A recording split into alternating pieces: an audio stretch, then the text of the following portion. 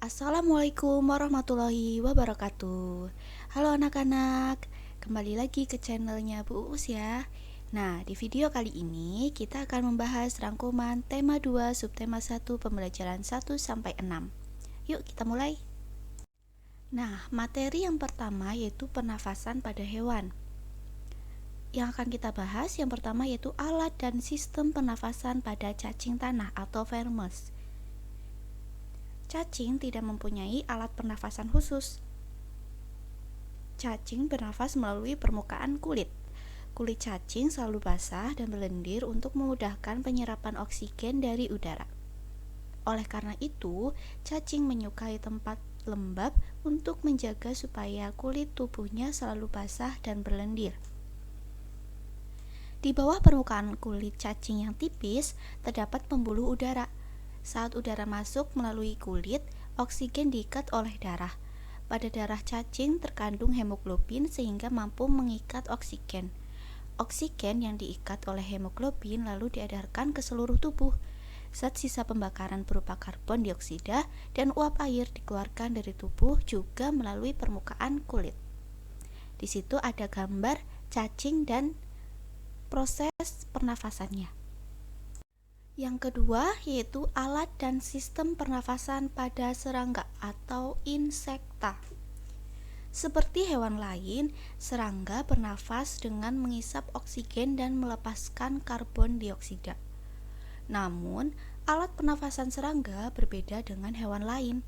Alat pernafasan serangga berupa trakea, yaitu sistem tabung yang memiliki banyak percabangan di dalam tubuh. Percabangan trakea disebut trakeola. Trakea mengedarkan oksigen langsung ke semua sel tubuh dan organ serta menyerap karbon dioksida dari semua sel tubuh untuk dibuang. Udara memasuki trakea melalui pori-pori kecil di permukaan tubuh serangga yang disebut spirakel. Selanjutnya, udara beredar melalui pembuluh udara kecil. Sel-sel tubuh mengambil oksigen langsung dari pembuluh udara kecil itu. Karbon dioksida dari sel akan mengalir ke trakeola lalu dibuang melalui lubang spirakel. Nah, selanjutnya yaitu alat dan sistem pernafasan pada ikan atau pisces. Ikan bernafas dengan organ khusus mirip saringan yang disebut insang.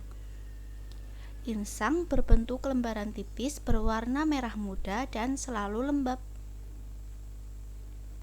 Insang terdapat tepat di belakang rongga mulut pada kedua sisi kepala ikan. Biasanya, insang dilindungi oleh selaput atau rangka yang disebut tutup insang atau operkulum. Di balik tutup insang ini terdapat 4 deret insang yang saling tumpang tindih. Pada insang terdapat pembuluh darah halus. Pembuluh darah itu dapat menyerap oksigen yang terkandung dalam air dan melepaskan karbon dioksida dari darah. Insang juga berfungsi sebagai alat pengeluaran garam-garam dan sebagai penyaring makanan. Untuk memperoleh cukup oksigen, mulut ikan dan insang bekerja bersama-sama seperti pompa isap air. Pertama-tama, tutup insang menutup. Secara bersamaan, mulut terbuka dan dinding mulut mengembang. Saat itulah air terisap masuk. Kedua, rongga mulut menyempit dan mulut menutup. Secara bersamaan, tutup insang terbuka. Akibatnya, air keluar dari mulut dan melewati insang. Saat itulah oksigen dari dalam air terserap dan karbon dioksida dikeluarkan. Mulut ikan membuka dan rongga mulut mengembang untuk mengisap air. Begitu. Di situ ada gambar ikan dan anatominya. Yang keempat yaitu alat dan sistem pernafasan pada hewan amfibi. Katak termasuk hewan amfibi, yaitu hewan yang hidup di darat dan di air. Saat masih berupa kecebong, katak hidup di dalam air dan bernafas menggunakan insang. Insang kecebong terletak di luar tubuhnya dan terdiri atas lembaran-lembaran kulit halus mengandung kapiler darah. Setelah berumur 9 hari, kecebong bernafas menggunakan insang dalam. Insang dalam akan menyusut seiring mulai berfungsinya paru-paru dan katak muda pun tumbuh menjadi katak dewasa. Katak dewasa bernafas menggunakan paru-paru dan permukaan kulit. Di dalam paru-paru terdapat banyak gelembung udara yang sangat kecil, berselaput, dan penuh dengan kapiler darah. Di dalam gelembung udara, oksigen diserap dan karbon dioksida dikeluarkan. Selain dengan paru-paru, katak juga bernafas melalui kulit. Permukaan kulit katak selalu basah agar mudah penyerapan oksigen dari udara. Nah, di sini juga ada gambar katak dan ada yang hijau itu paru-paru dan yang pink itu adalah ususnya. Begitu. Selanjutnya yaitu alat dan sistem pernafasan pada reptil. Hewan yang termasuk jenis reptil diantaranya ialah ular, kadal, cicak, buaya, dan biawak. Reptil bernafas menggunakan paru-paru. Udara masuk melalui hidung, lalu ke batang tenggorokan, lalu ke paru-paru. Paru-paru reptil terletak di dalam rongga dada dan dilindungi oleh tulang rusuk. Paru-paru reptil sederhana dengan beberapa lipatan dinding yang dapat memperbesar permukaan paru-paru. Namun, paru-paru kadal dan buaya lebih kompleks dengan beberapa belahan dan bertekstur seperti spons. Pada reptil yang sering berkubang di air seperti buaya, lubang hidungnya dapat ditutup selama menyelam. Dengan begitu, air tidak akan masuk ke dalam paru-paru. Nah, di situ ada contoh ular ya. Di situ ada paru-parunya. Yang keenam yaitu alat dan sistem pernafasan pada burung atau aves. Burung bernafas dengan sepasang paru-paru. Paru-paru burung terletak di dalam rongga dada. Udara yang mengandung oksigen masuk melalui lubang hidung pada pangkal paruh sebelah atas. Selanjutnya, udara masuk ke pembuluh udara yang disebut trakea. Dari trakea, udara sebagian masuk ke paru-paru dan sebagian lagi masuk ke kantong udara. Kantong udara burung berfungsi sebagai tempat menyimpan udara. Saat tidak terbang, burung menghirup udara sebanyak-banyaknya. Udara yang dihirup itu kemudian disimpan dalam kantong udara. Saat terbang, burung tidak menghirup udara melainkan mengambil dari kantong udara. Kantong udara juga membantu burung saat terbang, membantu mencegah hilangnya panas tubuh yang terlalu besar dan memperkeras suara. Di situ ada gambar burung dan letak kantong udara, trakea, paru-paru, dan lain sebagainya. Nah, untuk yang terakhir yaitu alat dan sistem pernafasan pada mamalia. Mamalia adalah jenis hewan yang menyusui anaknya. Ada dua jenis mamalia, yaitu mamalia darat dan mamalia air. Mamalia darat misalnya kambing, sapi, kerbau, dan kuda. Mamalia air misalnya paus, duyung, dan lumba-lumba. Alat pernafasan mamalia darat terdiri atas hidung, pangkal tenggorok, batang tenggorok, dan paru-paru. Pada mamalia air, hidungnya dilengkapi dengan katup. Saat mamalia tersebut menyelam, katup akan menutup. Sebaliknya, saat mamalia tersebut muncul ke permukaan air, katup terbuka. Saat itulah mamalia air tersebut akan menghirup oksigen serta mengeluarkan karbon dioksida dan uap air. Di situ ada contoh mamalia darat dengan menunjukkan alat pernafasannya seperti trakea, paru-paru, hidung, dan lain sebagainya. Selanjutnya, kita akan membahas tentang organ pernafasan manusia. Yang pertama yaitu hidung. Di dalam rongga hidung terdapat rambut-rambut pendek dan tebal untuk menyaring dan menangkap kotoran yang masuk bersama udara. Selain disaring udara yang masuk dilembabkan oleh selaput hidung. Yang kedua yaitu laring. Laring atau tekak jakun terdapat di bagian belakang faring.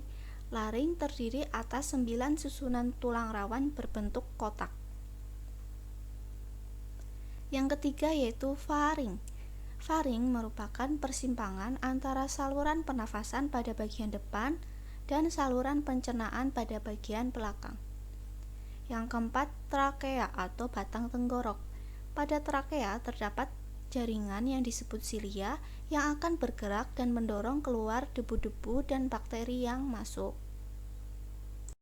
Nah, selanjutnya yang kelima yaitu bronkus.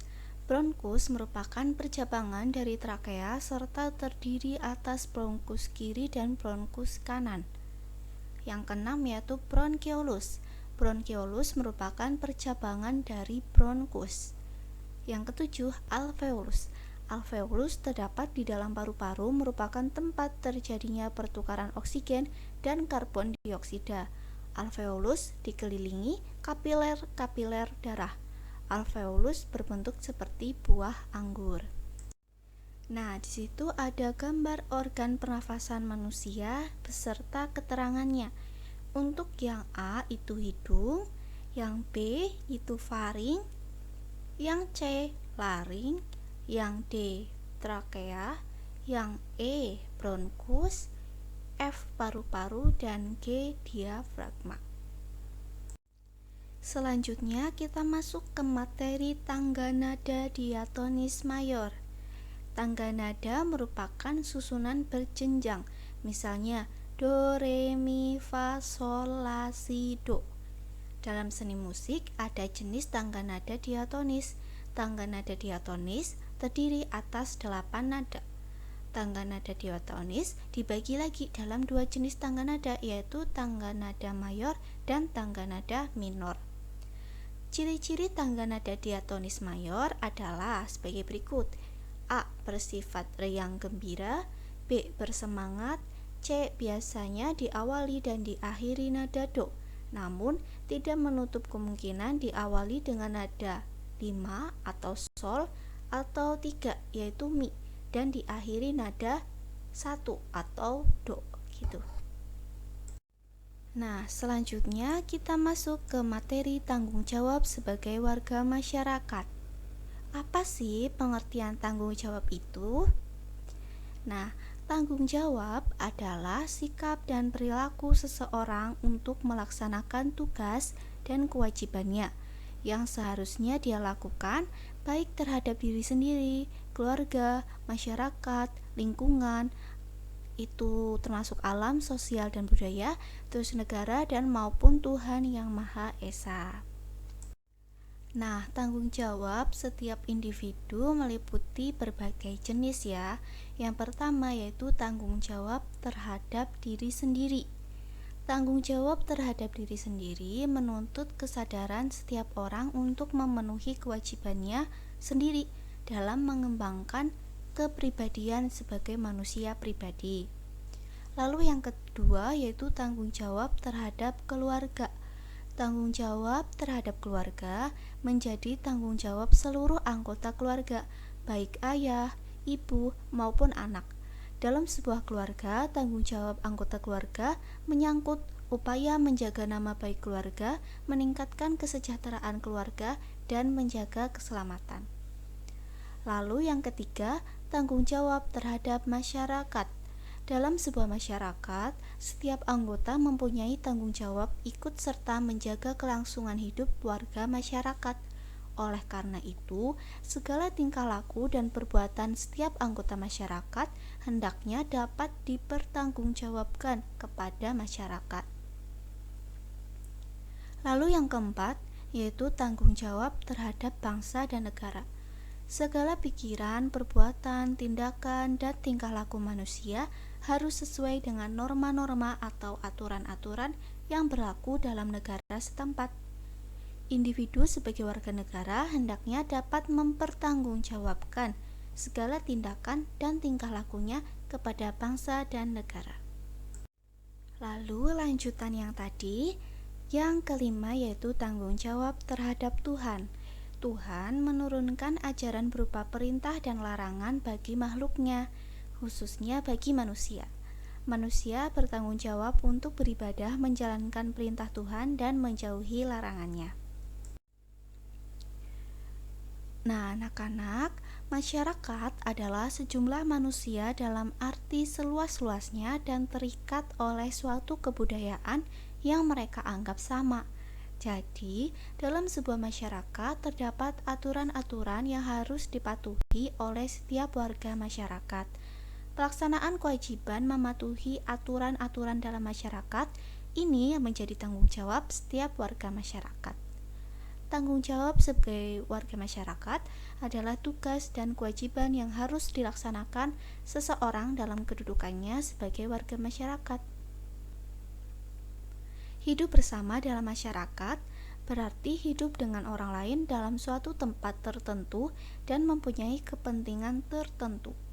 Hidup bersama dalam masyarakat sangat penting karena Tuhan menciptakan manusia untuk saling melengkapi, saling membantu, dan saling menyayangi.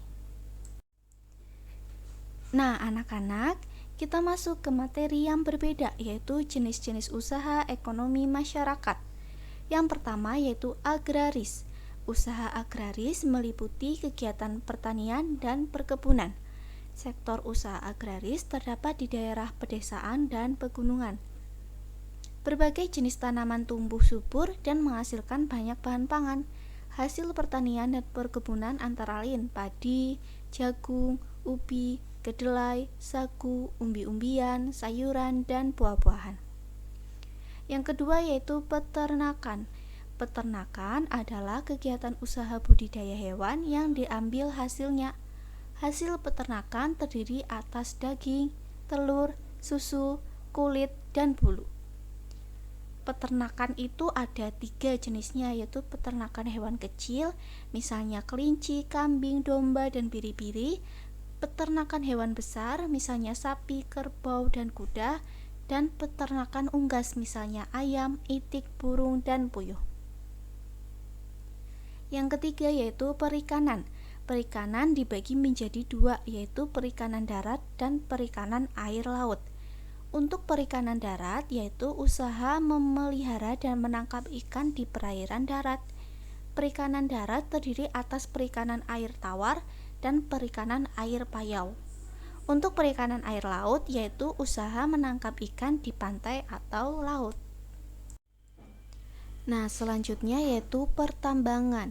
Barang tambang dapat dibedakan menjadi 3, yaitu barang tambang mineral logam, yaitu misalnya emas, perak, tembaga, timah, bauksit, dan nikel. Lalu ada barang tambang mineral non-logam, misalnya belerang, gipsum, marmer, dan batu gamping. Lalu ada barang tambang sumber energi, misalnya minyak bumi, batu bara, dan gas alam. Lalu yang kelima yaitu kehutanan. Hutan Indonesia berperan penting sebagai paru-paru dunia. Hutan juga berfungsi sebagai tempat berkembangnya berbagai fauna. Lalu yang keenam yaitu perdagangan. Perdagangan adalah kegiatan membeli barang dagang dan menjualnya kembali kepada konsumen. Kegiatan perdagangan muncul ketika kemampuan manusia atau suatu negara menyediakan barang kebutuhan bersifat terbatas. Akhirnya terjadi saling ketergantungan dalam memenuhi barang kebutuhan. Lalu yang terakhir, perindustrian. Perindustrian adalah kegiatan mengubah bahan mentah menjadi barang setengah jadi atau barang jadi. Bahan mentah diperoleh dari melimpahnya sumber daya alam. Nah, selanjutnya yaitu usaha-usaha di bidang jasa pariwisata. Yang pertama, pengelola jasa penginapan, misalnya hotel, motel, wisma, dan losmen. Terus ada yang kedua, usaha penjualan barang cenderamata atau souvenir. Yang ketiga, penyedia jasa pemandu wisata atau tour guide.